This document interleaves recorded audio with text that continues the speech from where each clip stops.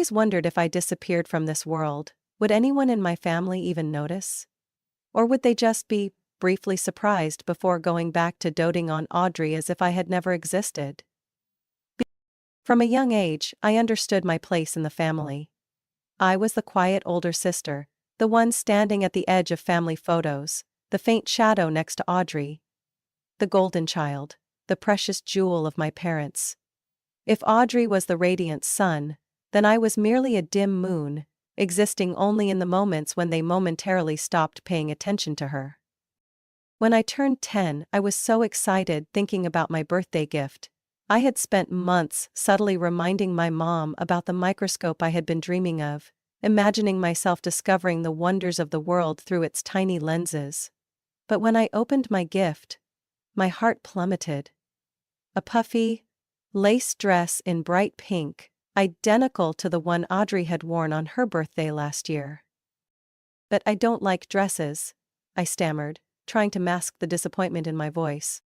"Oh, don't be picky, Ellie," my mom dismissed with a wide smile. "You'll look just as adorable as Audrey."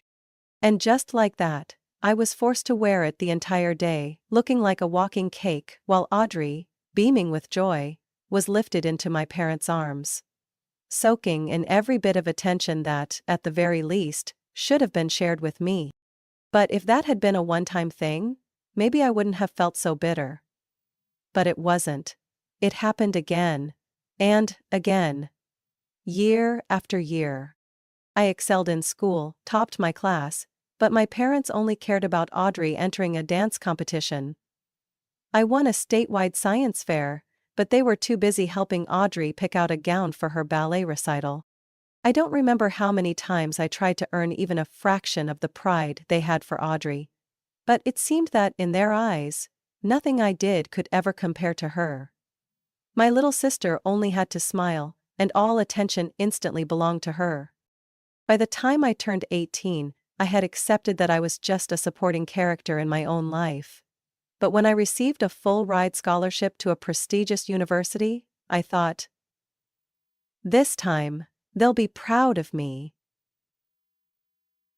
They have to be. I walked into the living room, acceptance letter in hand, my heart pounding, as I held it up in front of my parents. "Mom, Dad, I got in. I received a full scholarship to Columbia University," I nearly shouted with excitement. My mom glanced at it briefly, then went back to flipping through her magazine. "That's nice, Ellie," she muttered absent-mindedly, before turning to Audrey, her eyes lighting up. "Sweetheart, you said you needed my help picking out a dress for prom, right? Let's go today."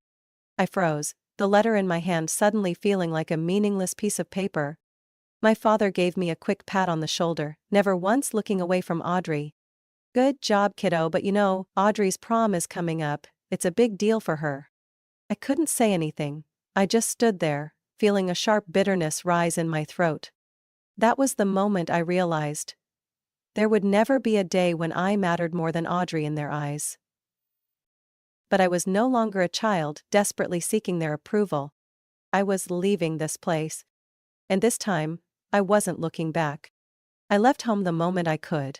Just 1 week after my high school graduation, I packed my bags, bought a bus ticket, and headed straight to New York, where Columbia University awaited me.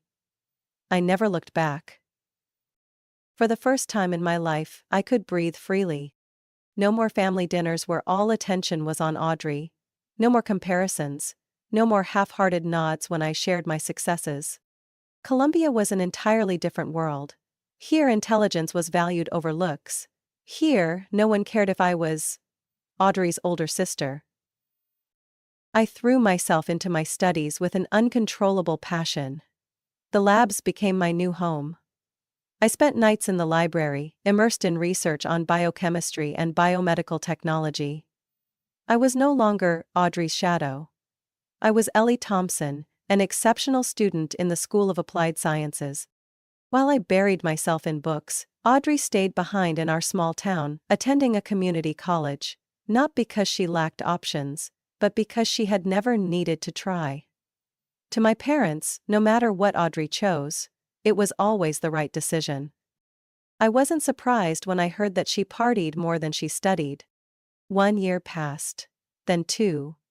I grew further and further from my family. The calls became infrequent and I didn't mind. I no longer sat by the phone hoping my parents would ask about my life. I no longer expected them to suddenly recognize my worth. I had learned to stop expecting love from those who had never valued me. By my 3rd year of college, I heard that Audrey was engaged to Daniel. A faint name in my memory. Some high school football guy who had no real plans for the future. I knew exactly the type of person he was. The kind who coasted through life on his looks, on luck, on the blind faith that the world would always roll out the red carpet beneath his feet. "Mom said you should be my maid of honor," Audrey giggled over the phone. Her tone was as light as ever, as if we had always been close, as if she hadn't spent a lifetime receiving everything while I got nothing. "I'm not sure I can make it, Audrey, I'm doing summer research." "Oh. But Mom said you should come, family's important." Family? I almost laughed. When had I ever truly been a part of this family? I didn't attend the wedding. When Mom called to scold me, I simply said, "I have more important things to do." For the first time, I felt relieved to say it. While Audrey got married and started the life my parents had always envisioned for her, I entered my senior year of college with a single unwavering goal: to become a leading researcher in biomedical technology. I landed an internship at one of the top labs in Boston. I worked tirelessly, dedicating every spare moment to learning and honing my skills.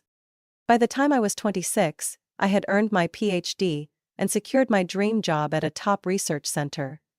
I was working with a team of scientists developing stem cell technology that could heal nerve damage. I had everything I had ever dreamed of: recognition, success, and a life where I was no longer compared to anyone. But no matter how far I had come, no matter how deeply I had entered a world Audrey could never reach, I could never fully escape my family. Because one day, they would come back for me. Not out of love, but because they needed me. I never imagined that buying a house could spark a family war. At 30, after years of hard work, I finally had enough money to buy a place of my own. It was a 3-bedroom house, with a small garden in the suburbs of Boston, not too far from the lab where I worked. To me, this wasn't just an investment. It was a symbol of my independence. I had built everything on my own. No help, no handouts. Every brick, every door in this house was a testament to years of relentless effort. I thought my parents would at least be a little proud. But I should have known better. "You bought a house?" My mother's voice crackled over the phone, thick with disbelief. "By yourself?" "Yes, Mom, by myself. I've been saving for years to afford it." "But you don't need such a big house. 3 bedrooms for one person, that's such a waste."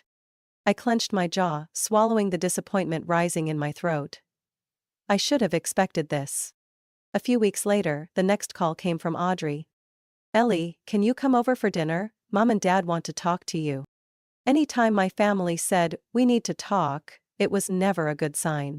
I arrived at my parents' house on Saturday night, feeling uneasy the moment I stepped inside. Audrey and her husband Daniel were already there. My mother sat with an expression of forced concern, while my father kept clearing his throat, like he was preparing for some kind of speech. "Ellie, Mom began, her voice too gentle, which only made me more wary. "Family always helps each other in times of need, right?"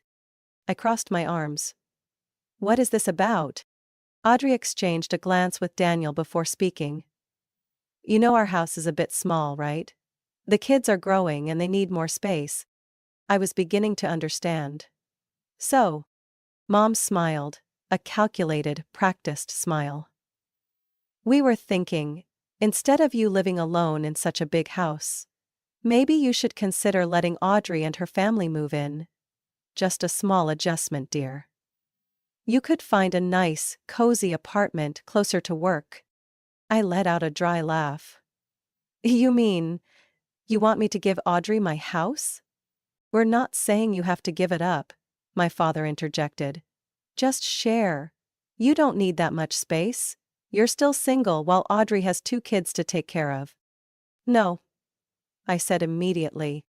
Every eye in the room turned to me, as if I had just said something completely unacceptable. My mother shook her head, her face filled with disappointment. Ellie, don't be selfish. Audrey is your sister. She needs your help. No, I repeated, this time firmer. I worked hard to buy this house. This is my home. No one has the right to tell me to leave. Audrey's face twisted, as if I had just done something cruel. Are you really going to let my kids live in a cramped apartment while you have an entire house to yourself? I stared at her. How about you work and buy your own house, like I did? The tension in the room became so thick it could be cut with a knife. Daniel, who had been silent until now, finally spoke up. Ellie, don't you think you're being a little harsh? We're just trying to find a solution for the family. I let out a bitter laugh. A solution for the family? Or just a solution for Audrey? The room went dead silent. I stood up, suddenly feeling like I didn't belong here anymore. I've made myself clear. I'm not giving my house to anyone. Don't ever ask me again. I walked out before anyone could say another word. But it wasn't over. Not long after, I started receiving calls from distant relatives, people who had barely spoken to me before. Ellie, you need to reconsider. Family's important. You can't let your sister and her kids live in such a cramped place, can you? Some even went as far as to say, if you don't need all that space, at least consider donating your eggs. You're not using them anyway, right? I thought I couldn't be shocked anymore. But clearly, my family still had ways to surprise me in the worst ways possible. That was when I realized they never saw me as a person with my own life. To them, I was just a resource, whether it was my house or even my body. But I had spent my entire life living in Audrey's shadow, and I wasn't going to let them control me, ever, again.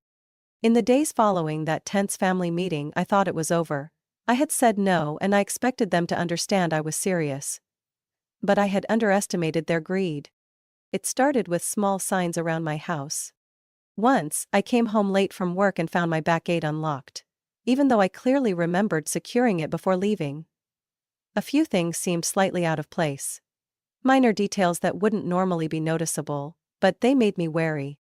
Then, on a Friday night, as I lay on the couch, exhausted and drifting off to sleep, I heard a soft clicking sound at the front door. A rattling noise, like someone trying to turn the lock. My eyes snapped open, my heartbeat pounding in my ears. I quickly turned off the lights, moving silently toward the nearest window. When I peeked outside, my blood ran cold. Standing at my front door were my parents and Audrey. My father was fumbling with the lock, while Audrey stood beside him, clutching a cardboard box, as if she was already prepared to move in. Fury ignited in my chest like a wildfire. I took a deep breath, then threw the door open. What the hell do you think you're doing? My father jumped, dropping a set of old keys. Ones he must have stolen at some point. Audrey stammered, her face turning pale. Ellie, Mom thought you wouldn't be home. My mother said sweetly, her voice sickeningly fake. I crossed my arms, barely holding back my anger. And if I wasn't home, then what? You were just going to walk in and do what? No one answered. I locked eyes with Audrey, then glanced down at the box in her hands. What's in that? Audrey clutched the box tighter. Just some personal things. I mean, if you really don't need all that space, I thought I could start moving in. I let out a laugh, a bitter, humorless one. You seriously thought you could sneak in and take over my house while I wasn't here? My father straightened up, trying to appear calm. Ellie, you're overreacting. We just thought that if you saw the situation firsthand, you'd understand that you don't need to live alone in this house. Audrey and the kids could benefit from the extra space. I shook my head, unable to believe they actually thought this was reasonable. No. I said no, and I'm not changing my mind. My mother started losing patience. Ellie, you're being selfish. Families help each other. We already had a plan, you just needed to. A plan? I practically yelled. What plan? Wait until I go to work so you can break into my house and move in without my permission? The house fell into tense silence. I took a deep breath, then pulled out my phone right in front of them. You have two choices. 1, you leave right now. 2, I call the police. My parents looked shocked. They really didn't think I'd go that far. But when I started dialing, my father quickly raised his hands. Okay, we're leaving. Audrey's jaw dropped, completely stunned that our parents were giving up so easily. Dad, Mom, why are you— Leave. Now, I commanded. They reluctantly left. But I knew this wasn't over. And I was right. 3 days later, I got an unexpected call from my Aunt Linda, my mother's younger sister. We hadn't spoken in years. Ellie, I heard what happened, she said, her tone serious. I need to meet with you immediately. I agreed, unsure of what to expect.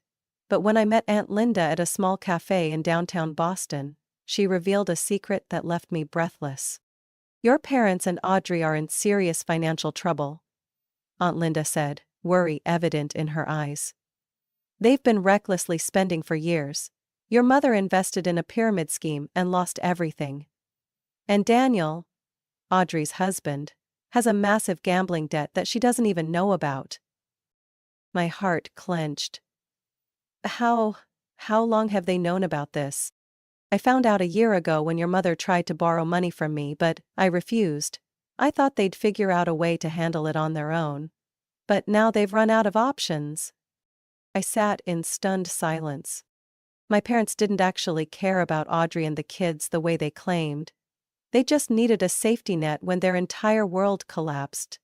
And they thought I would be the perfect solution. I clenched my fists. I had always known they never truly valued me, but I never imagined they would go this far to use me. Now I understood everything. And I knew one thing for sure, I wasn't going to let them drag me down with them. I couldn't let this slide. After learning the truth from Aunt Linda, I decided to confront my family, once and for all. I sent a group text to my parents and Audrey. I know everything, we need to talk, Sunday 6 p.m. at my house. No excuses.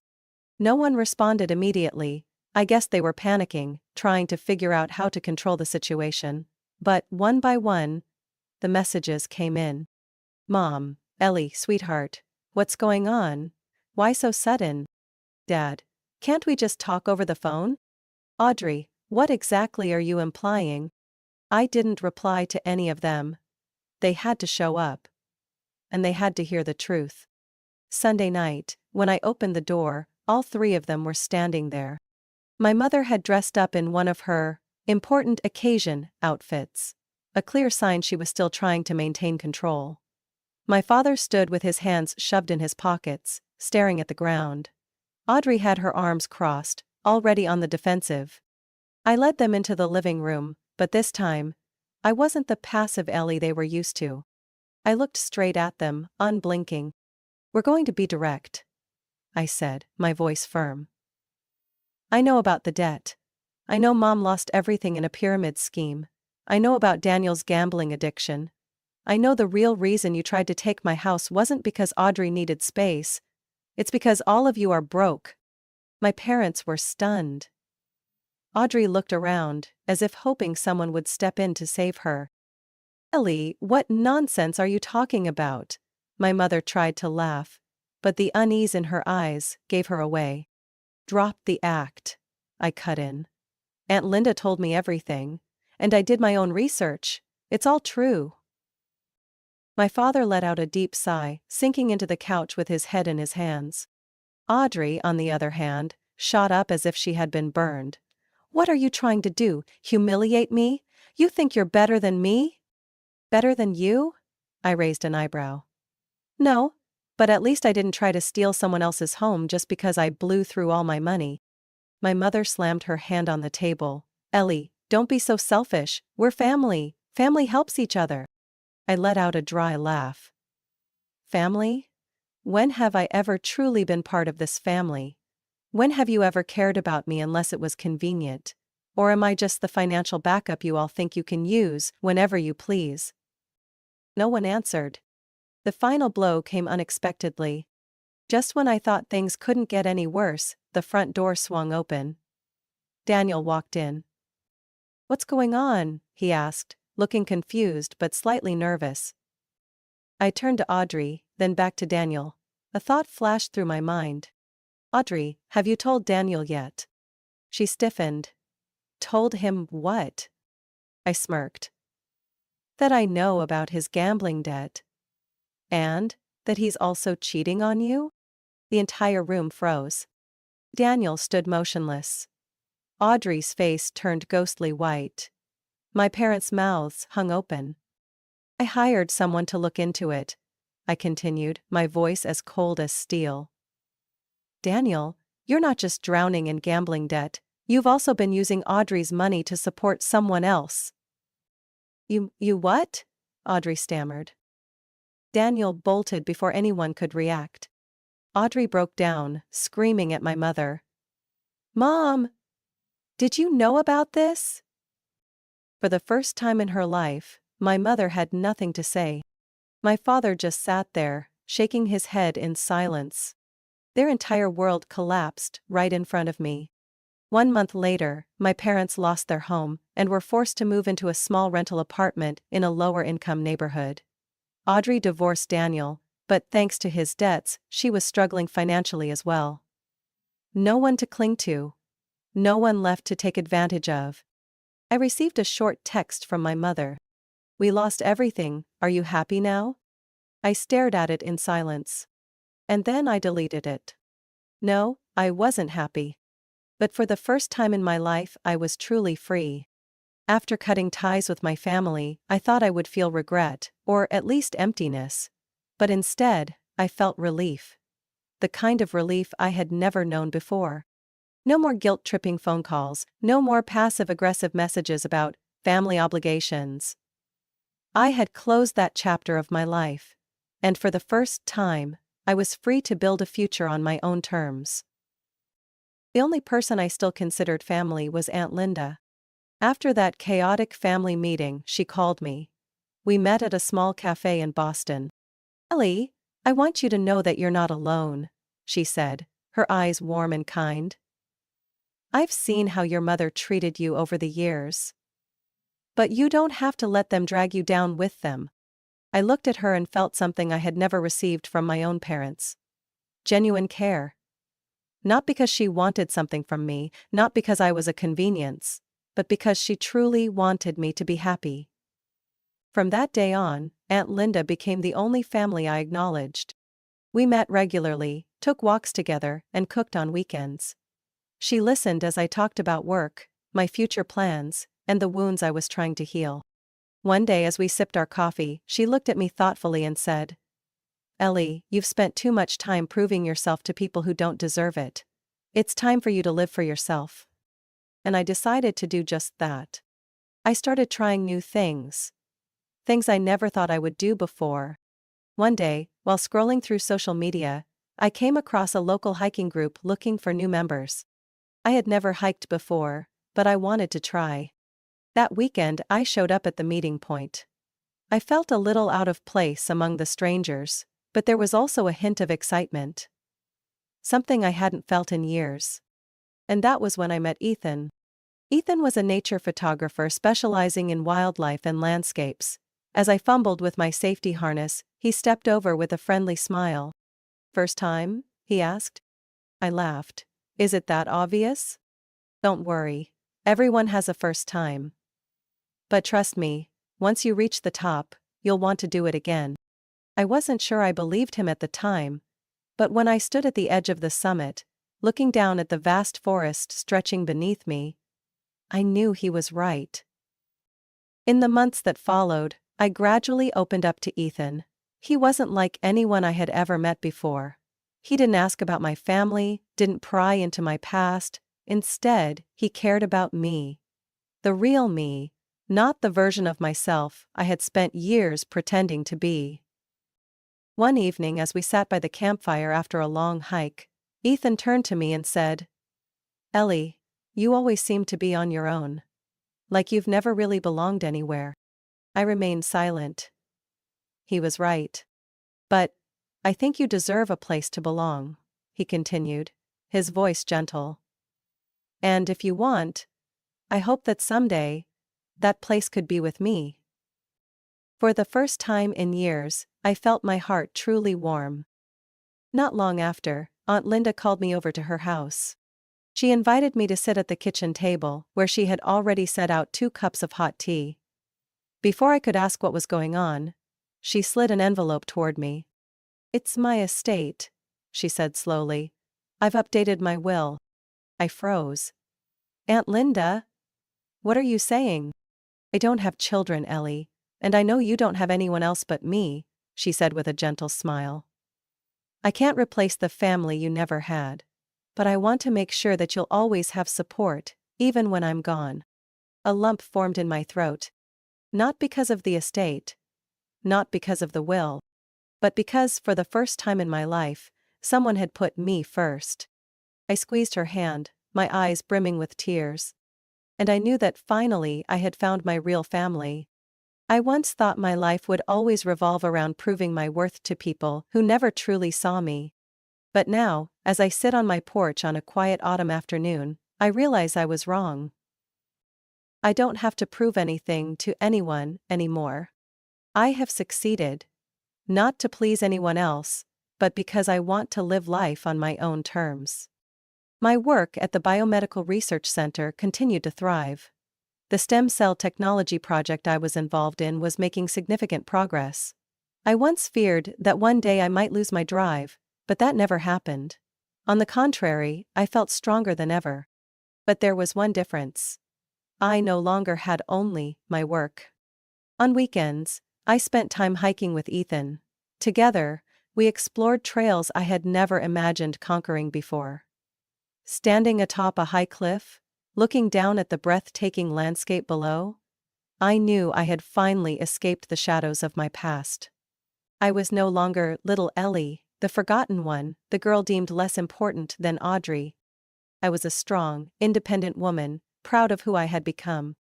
One day, during a camping trip in Colorado, Ethan took me to a quiet spot by a lake.